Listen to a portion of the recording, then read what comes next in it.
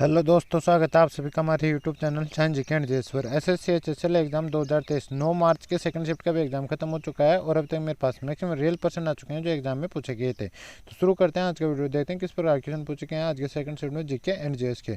तो आज का फर्स्ट पर्सन है जो सेकंड शिफ्ट में पूछा गया था, निम्न में से कौन सी नदी बंगाल खाड़ी में जाकर गिरती है? तो गोदावरी ऑप्शन दे रखा था, गोदावरी इसका राइट आंसर हो जाएगा। और नदियों की बात करें तो कौन कौन सी नदियाँ गिरती है? सबसे बड़ी नदी गंगा तथा उसके सहायक नदियाँ पद्मा एवं हुगली, ब्रह्मपुत्र एवं उसके सहायक नदियाँ जमुना एवं मेघना के अलावा अन्य नदियाँ जैसे इरावती, गोदावरी, महानदी, कृष्णा और कावेरी ये सब बंगाल खाड़ी में गिरती है। तो ये भी आपको ध्यान रखना है। और इसका राइट आंसर क्या हो जाएगा? गोदावरी ऑप्शन दे रखा था, गोदावरी इसका राइट आंसर हो जाएगा। इसमें नेक्स्ट क्वेश्चन पूछा गया था, प्रो कबड्डी दिल्ली का फाइनल किस किस के बीच हुआ था? तो इसका right answer pro kabaddi Delhi का फाइनल मुकाबले की बात करें जयपुर पिंक पैंथर्स और पुनेरी पल्टन के बीच हुआ था। तो ये इसका राइट आंसर हो जाएगा। और ये कहाँ पर हुआ था? मुंबई के डोम NSCI SVP स्टेडियम हुआ था। ये भी आपको ध्यान रखना है। इसमें नेक्स्ट क्वेश्चन पूछा गया था, पल्लवों की राजधानी क्या थी? तो पल्लवों की राजधानी बात करें कांचीपुरम थी, कांचीपुरम इसका राइट आंसर हो जाएगा। पल्लव वंश का संस्थापक की बात करें तो सिंह विष्णु था। ये भी आपको ध्यान रखना है।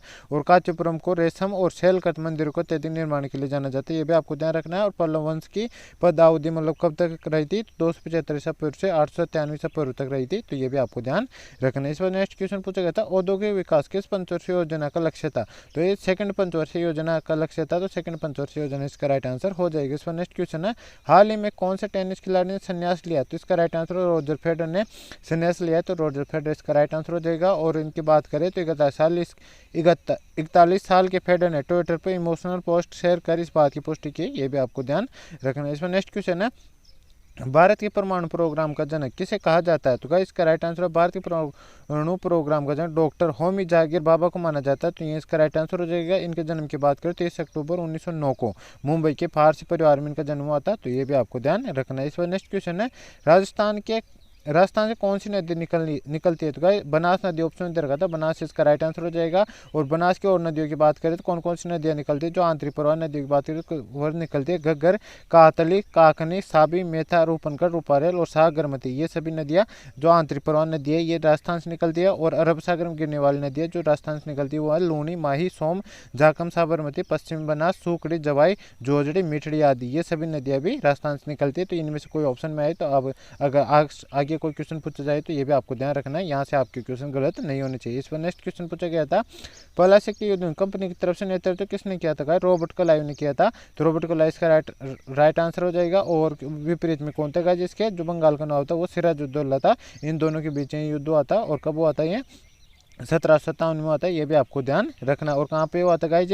मुर्शिदाबाद के दक्षिण में 22 मील दूर नदिया जिले में भागीरथी नदी किनारे पलाशी नामक स्थान पर हुआ था। तो ये भी आपको ध्यान रखना है। इसमें नेक्स्ट क्वेश्चन पूछा गया था, निम्नलिखित में कौन सितार वादक है? पंडित रविशंकर ऑप्शन दे रखा था। ये इसका बिल्कुल करेक्ट आंसर हो जाएगा। पंडित रविशंकर के अलावा और मतलब सितार वादक की बात करें तो उमाशंकर मिश्र, बद्दादित्य मुखर्जी, विलायत खान, शाहिद परवेज, वंदेहसन और सरोद वादकों की बात करें तो सरोद वादक अमजद अली खान, अलाउद्दीन खां अली, अकबर खां और विश्वजीत राय चौधरी और शर्मा और बुद्ध देवदास गुप्ता। ये सभी सरोद वादक है। तो ये भी आपको ध्यान रखना है। इस पर नेक्स्ट क्वेश्चन पूछा गया था, ISL 2021-22 फुटबॉल फाइनल कौन सी टीम जीती? तो हैदराबाद FC जीती। 2021-22 सीजन का विजय रहा था। तो इसका राइट आंसर हो जाएगा हैदराबाद इसका बिल्कुल करेक्ट आंसर हो जाएगा। इसमें नेक्स्ट क्वेश्चन पूछा गया था, हाई कोर्ट कौन से अनुच्छेद के तहत रेट जारी करता है? तो इसका राइट आंसर हो जाएगा उच्चतम न्यायालय के, यानी हाई कोर्ट की बात करें अनुच्छेद 226 के तहत रेट जारी करता है।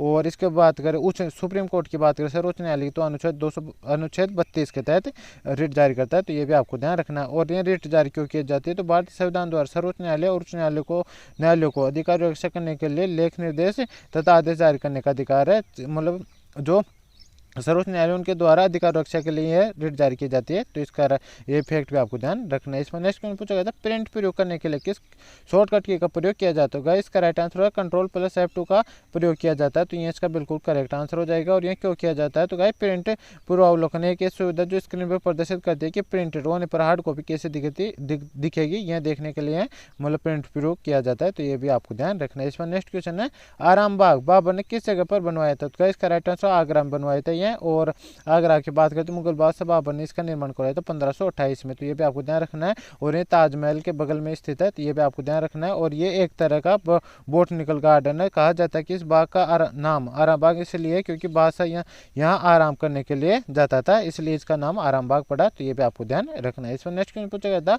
अंडमान निकोबार का कुल क्षेत्रफल कितना था? इसका राइट आंसर हो 8,249 वर्ग किमी इसका कुल क्षेत्रफल, ये इसका राइट आंसर हो जाएगा। और ये बंगाल खाड़ी में स्थित द्वीपों की एक लंबी श्रृंखला है, तो ये भी आपको ध्यान रखना है। और इसकी बात करें तो यहाँ पे मतलब लिंगानुपात की बात करें, प्रति 1000 पुरुषों में से 878 महिलाएं यहाँ पर, और केवल 10% आबादी निकोबार द्वीप में रहती है। और पूरे क्षेत्र का कुल भूमि क्षेत्र लगभग 8,249 किमी इसका क्षेत्रफल, वर्ग मील में बात करें 2508 वर्ग मील में इसका क्षेत्रफल है। तो ये भी आपको ध्यान रखना है। इसमें नेक्स्ट क्वेश्चन पूछा गया था, मानसरोवर पुस्तक के लेखक कौन है? तो मानसरोवर पुस्तक के लेखक की बात करें प्रेमचंद द्वारा लिखी गई कहानियों का संकलन है, तो प्रेमचंद इसका राइट आंसर हो जाएगा। इस पर नेक्स्ट क्वेश्चन पूछा गया था, ई निदान पोर्टल किस संस्था ने बनाया? तो स्वापक नियंत्रण ब्यूरो एनसीबी ने इसको विकसित किया, तो एनसीबी इसका राइट आंसर हो जाएगा। स्वापक नियंत्रण ब्यूरो इसका राइट आंसर हो जाएगा। और निदान की बात करें, निदान ये राष्ट्रीय एकीकृत database on arrested narco offenders को स्वापक नियंत्रण ब्यूरो द्वारा एनसीबी ने विकसित किया। यह स्वापक समन्वय तंत्र NCORD पोर्टल का हिस्सा है, जिसे गृह मंत्री अमित शाह ने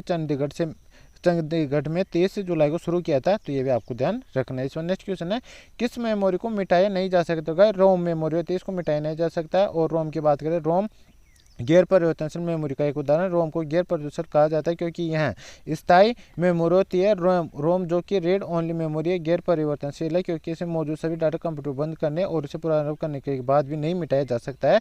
तो इसका राइट आंसर हो जाएगा रोम। तो रोम बिल्कुल करेक्ट आंसर हो जाएगा। इस पर नेक्स्ट क्वेश्चन पूछा गया था, प्रधानमंत्री ने हिमाचल प्रदेश के ऊना में बलक ड्रग पार्क की आधारशिला कब रखी? 2017 में रखी, 2017 इसका राइट आंसर हो जाएगा। और प्रधानमंत्री ने रखी, तो प्रधानमंत्री इसका बिल्कुल करेक्ट आंसर हो जाएगा। और प्रधानमंत्री नरेंद्र मोदी ने बलक ड्रग पार्क की आधारशिला रखी और भारतीय सूचना प्रौद्योगिकी संस्थान IIT ऊना को राष्ट्र को समर्पित किया। तो ये इसका करेक्ट आंसर हो जाएगा। 2017 में इसको रखा था, इसका बिल्कुल करेक्ट आंसर हो जाएगा। तो गाइस ये था आज के सेकंड शिफ्ट का full paper analysis. I hope आपको वीडियो पसंद आएगा। वीडियो पसंद आए तो वीडियो को लाइक करें और चैनल पहली बार चैनल सब्सक्राइब कर बेल आइकन ऑन कर ले, ताकि मैं जैसे नेक्स्ट शिफ्ट का एनालिसिस लेकर आऊँ तो उसका नोटिफिकेशन आप तक पहुंच जाए और आप सबसे पहले एनालिसिस देख सकें। मिलते हैं नेक्स्ट वीडियो में, तब तक के लिए जय हिंद जय भारत। यदि आपको इसका PDF चाहिए तो टेलीग्राम चैनल का डिस्क्रिप्शन लिंक दे रखा हो, उसको आप ज्वाइन कर लीजिए, उस पर आपको इसका PDF मिल जाएगा। तो गाइस मिलते हैं नेक्स्ट वीडियो में, तब तक के लिए जय हिंद जय भारत।